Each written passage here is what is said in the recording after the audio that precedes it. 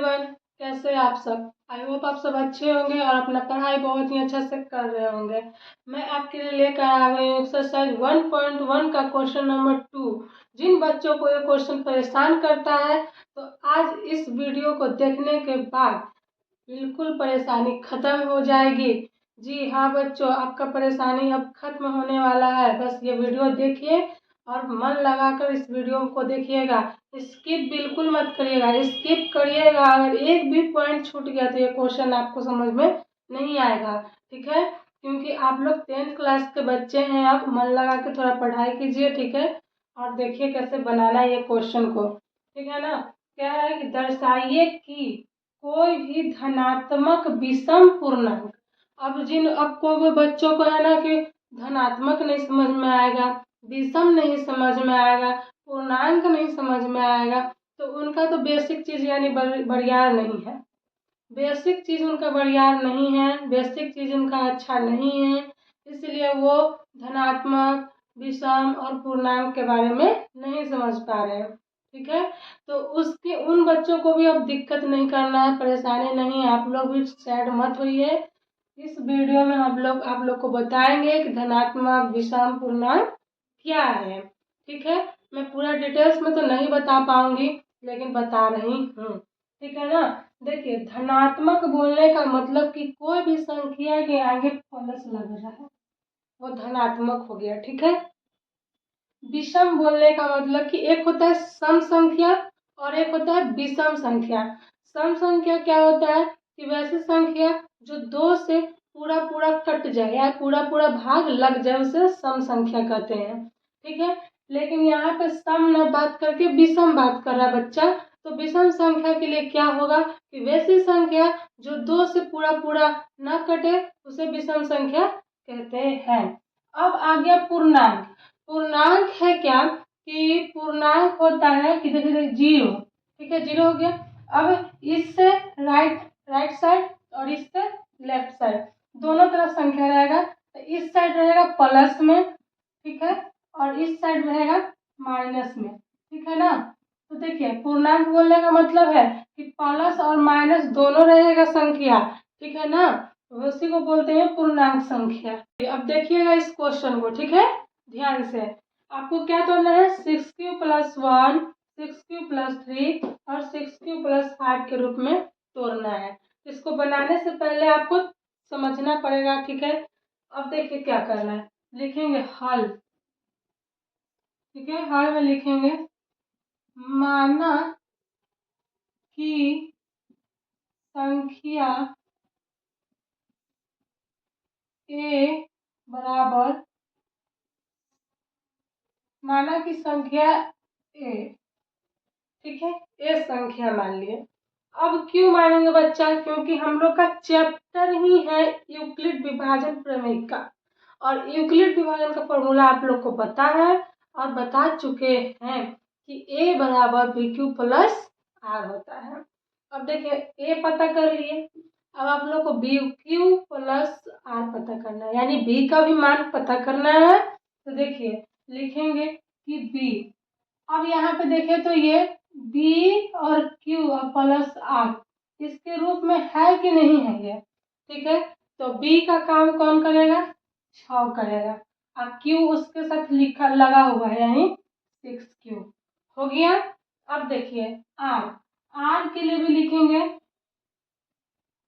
कि माना कि R बराबर आपका, इसमें देखेंगे कि हार्डली संख्या कहाँ तक बोल रहा है, 5 तक बोल रहा है। तो ले लेते हैं 0, 1, 2, 3, 4, 5 डॉट डॉट डॉट। ठीक है, अब देखिए लिखेंगे क्योंकि यूक्लिड विभाजन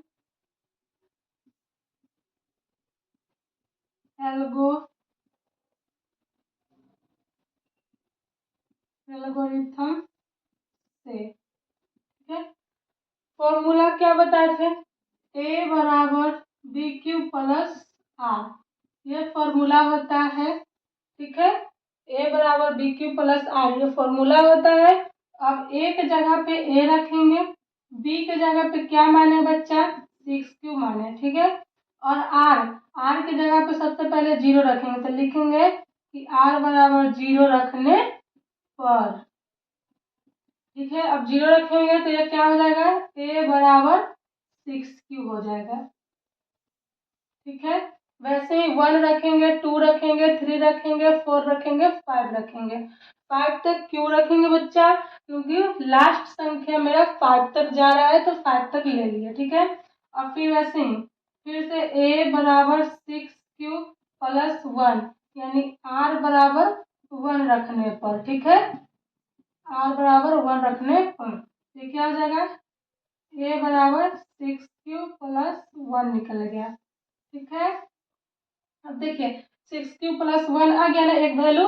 अब 6 प्लस 2 रखते हैं, a बराबर 6 प्लस 2, यानी r बराबर 2 रखने पर, 2 रखेंगे प्रिय बच्चे तो क्या हो जाएगा, a बराबर 6 प्लस 2, ये निकल गया, ठीक है।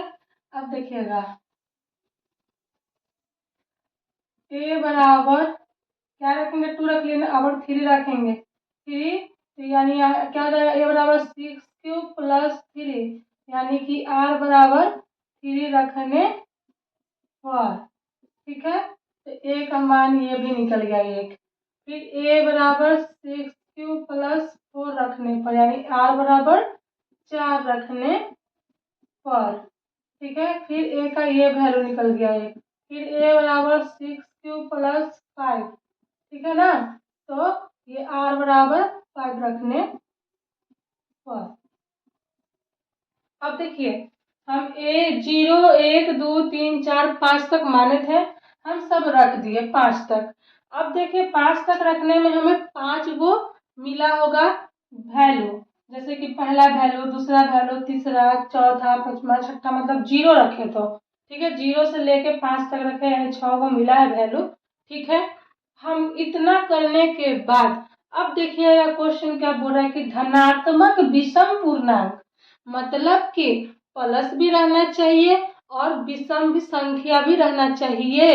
जैसे कि देखिए +2 दे दे और आपसे कोई पूछे कि ये बच्चा सम धनात्मक है या विषम धनात्मक है, तो बताइए ये 2 से कटेगा कि नहीं कटेगा, 2 से कटेगा, तो ये हो गया सम धनात्मक संख्या, ठीक है। लेकिन अगर यहाँ पे 3 दे देता बच्चा, तो क्या ये प्लस में तो है, धनात्मक है, लेकिन संख्या क्या है, विषम संख्या है। विषम संख्या क्या होता है कि वैसे संख्या जो 2 से ना कटे, ठीक है।